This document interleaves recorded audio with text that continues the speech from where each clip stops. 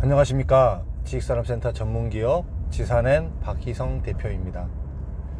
2019년 8월 30일 금요일, 출근은 아니고요, 나왔다가 지금 이렇게 잠깐 어디 이동하는 중에 좀 잠깐 생각나는 부분 좀 말씀드려 보겠습니다. 최근에 이제 지식산업센터의 그 분양을 받으시는 층이 기존의 이제 실수요자 기업체에서 급격하게 개인 투자자, 개인 임대사업자로 바뀌면서 나타나는 이렇게 하나의 현상들이 좀 있는 것 같아요. 그 부분에 대해서 제가 한번 나눠드릴게요. 좀 이렇게 생소하실 수도 있겠지만, 이제 그 저의 모든 내용은 제가 이제 이 업계에서 오래 일하면서 느낀 저의 생각이니까 뭐 정답은 아니더라도 그래도 이제 전체적으로 기존에 봐왔던 거하고는 확실히 다른 부분을 말씀드리는 거니까 그렇게 이해를 해 주셨으면 좋겠습니다. 일반 사람들이 이제 지식산업센터를 잘 모르는 일반 사람들이 지식산업센터에 투자로 들어오면서 그 일반 사람들은 그 생각에 우리나라는 그 아파트가 부동산의 이제 대명사가 되잖아요. 쉽게 얘기하면 아파트가 그 삼성 레미안, 그 다음에 자이, 이 편한 세상, 뭐 많잖아요. 브랜드들이. 대부분의 아파트들이 그렇게 브랜딩을 하고, 건설사들이 브랜딩을 해서 어디 건설사 하면 뭐 이렇게 딱 나올 만큼 아파트에 대해서 브랜드 파워가 크잖아요. 이거하고 같은 맥락으로 가는 것 같아요. 이거하고 대기업이 속속 이렇게 지식산업센터 시장에 들어오면서 그 일반 사람들, 기존에 기업체를 했던 사람들은 그렇게 건설사를 따지는 것 같지는 않거든요. 건설사 네임밸류를 따지는 것 같지는 않는데, 일반 사람들 임대사업을 하는 입장에서는 그 지식산업센터가 좀 크고, 그 다음에 그 건설사가 메이저 건설사인 거를 상당히 많이 따지는 것 같아요. 그게 이제 조금 이렇게 지방에 계신 분들일수록 더 두드러지게 나타나는 현상인 것 같습니다. 그래서 이렇게 지방 같은 경우에 쉽게 얘기하면 뭐 이렇게 분양을 어차피 많은 수도권에서도 지금 분양을 하고 있잖아요. 그리고 또 해야 될 분양 물건들이니까 안 할 수는 없는 거니까, 분양을 하게 됐을 경우에는 그 서울보다는 수도권 쪽에서는 확실히 그 메이저 건설사, 현대건설이나 현대엔지니어링이나 GS건설이나 이렇게 메인 그 우리나라 대기업의 이런 건설사들이 들어가는 게 분양에 있어서 훨씬 도움을 많이 받습니다. 그러니까 이렇게 쭉 이렇게 이런 그 수분양자들을 이렇게 보고 이렇게 원하는 부분, 니즈들을 이렇게 물어보면 어차피 임대 사업이고 이제 임대가 잘 맞춰지는 부분도 중요한데, 이제 이 가치적인 부분이라든지 향후 이렇게 재매각이라든지 이런 부분을 생각했을 때는 그 브랜드 파워를 따지는 것 같아요. 이제 이게 맥락을 같이 아파트와 똑같이 이렇게 같은 맥락으로 접목을 하는 것 같습니다. 큰 맥락에서는 틀리진 않는 것 같습니다. 제 생각도.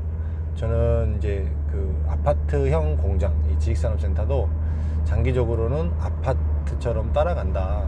이렇게 대형 메이저사들이 주도해 갈 것이고, 또 이제 브랜드 파워가 붙게 되면 아무래도 좀 이렇게 또 영향이 좀 있을 거다라고 이렇게 생각을 하고, 아파트 시장처럼 서울도 이렇게 많이 고가로 올라갈 것이다. 왜냐면 지방보다는 서울이 훨씬 그 가치를 더할 것이고, 그 다음에 좀 더 좋은 부분을 보일 것이다. 이렇게 이제 예상을 하고 있는 사람 중에 하나인데요. 지방에서 나타나는, 그 다음에 이렇게 그 투자자들이 봤을 때 나타나는 증상이고, 실질적으로는 그러면 현재까지는 어떤지를 한번 봐야 됩니다. 실제 아직까지는 이 그 메이저 건설사가 지은 지식산업센터라 그래서 그 프리미엄 형태로 해서 다른 그 B급, C급의 건설사가 짓는 것보다 가격이 월등히 비싸지는 않습니다. 분명히 이제 건설비를 책정을 할 때 메이저 건설사가 조금은 더 비싸지만, 그게 이제 분양가, 실질적으로 매매가하고는 아직까지는 직결적으로 연결되어지지는 않는 것 같아요. 이거는 이제 사업을 주도하는 그 시행사 입장에서는 뭐 그런 부분을 따지지 않으니까, 단지 이렇게 세일즈 명목에서는 그런 부분이 어필이 되니까 이렇게 메이저 건설사를 가려고 하지만, 이게 아직은 시장에서 이거는 뭐 메이저 건설사니까 좀 금액을 더 줘야 돼, 이거는 네임밸류가 없으니까 금액이 좀 낮아야 돼, 이런 인식이 잡히지는 않았습니다. 그거는 아직까지의 시장은 그 일반 실수요자들이 주도하는 시장이라는 겁니다. 그래서 실질적으로 봐도요,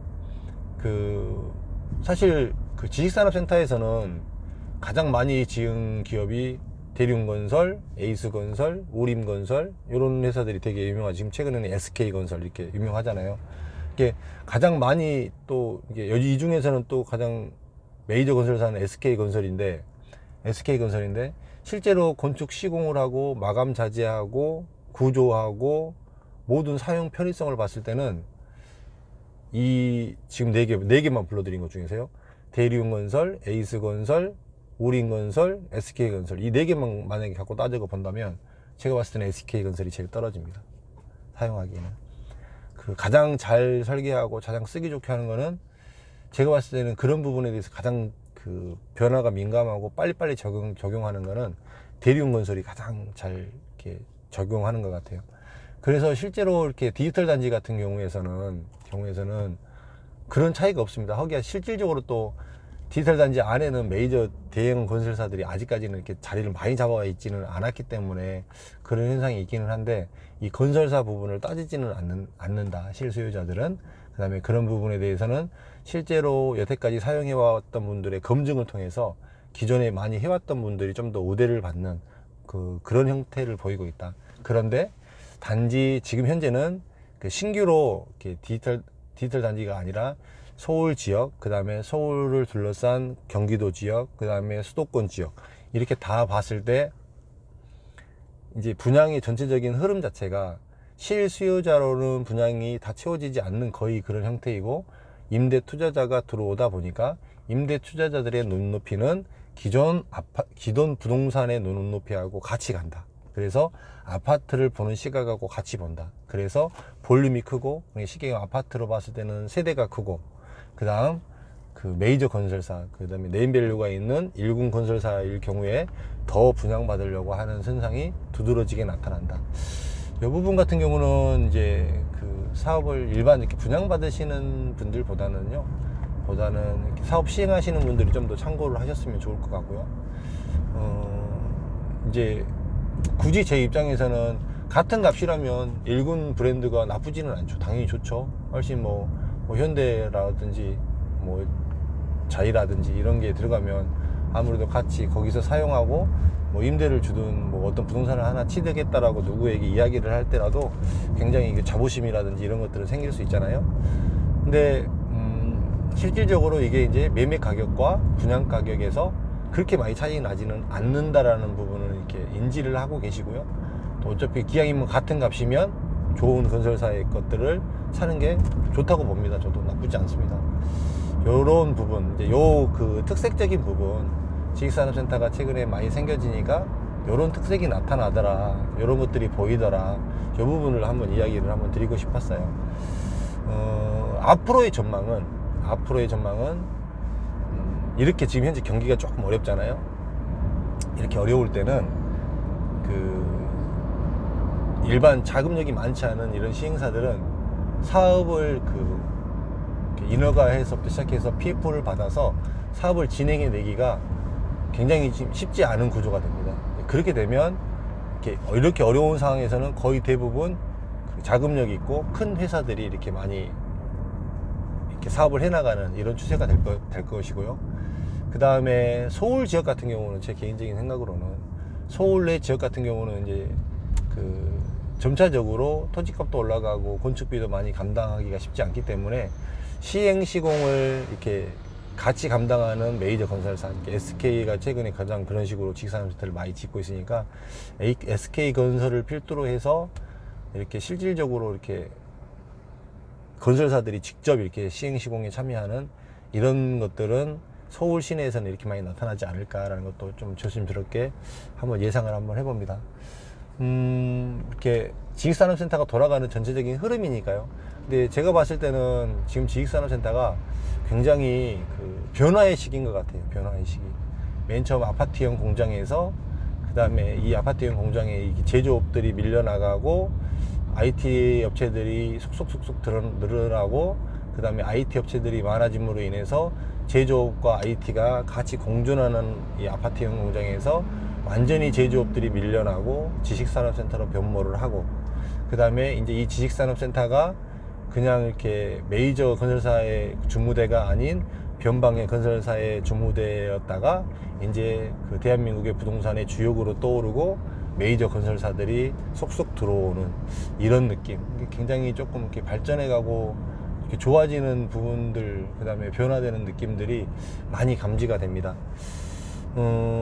이 업계에서 이렇게 오랫동안 일해온 사람으로서 앞으로 어떻게 될지 좀 저도 참 많이 궁금하고요. 이 판도가 어떤 식으로 갈지, 과연 이걸로 인한 또 폐단들도 분명히 있는데 이것들이 어떻게 또 처리가 되어질지 사실은 저는 제 개인적으로는 좀 굉장히 유심 있게 보고 이것들이 어떻게 정리가 되어지는지에 대해서 제 인생에서는 좀 많은 공부가 될 것 같고 그 기록으로 남길 수 있을 것 같다는 생각이 듭니다. 이런 부분에 대해서 이제 제가 염려했던 부분들, 쉽게 얘기하면 지금 분양을 했는데 여기는 굉장히 위험하다, 입주가 안 될 것 같다, 잔금도 다 안 들어올 것 같다, 나중에 이 길을 투자했던 사람들은, 임대 투자자들은 굉장히 문제가 생길 것 같다, 이런 부분들을 나중에는 제 유튜브에서 좀 취재를 해서요 제가 한번 좀 정확하게 올려드리겠습니다. 그래서 제가 이 시간에 이렇게 여러분들에게 예상했던 이런 내용하고 만약에 1년이든 2년이든 후에 그런 부분들을 실제로 봤을 때 제 예상하고 이것들이 어떤 그때 당시 예상했던 것들이 이런 부분이 틀렸고 맞았다는 것들도 한번 검증을 한번 해보고 싶으니까요. 한번 쭉 들어주시면 그냥 유익한 부동산의 한 부분을 공부한다고 생각해 주시면 감사합니다.